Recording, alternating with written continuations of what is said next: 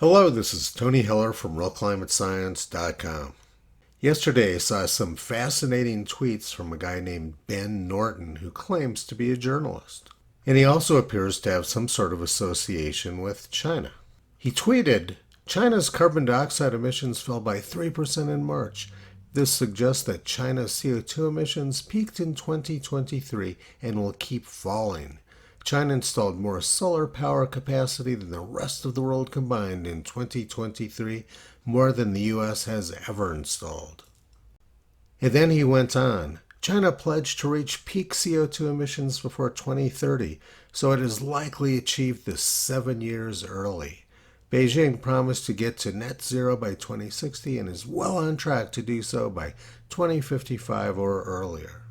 That's some fascinating fiction. Let's take a look at what's actually going on in China.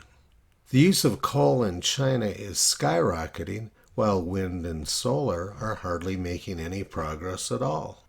The suggestion that China is reducing their CO2 emissions or headed towards net zero is utterly absurd.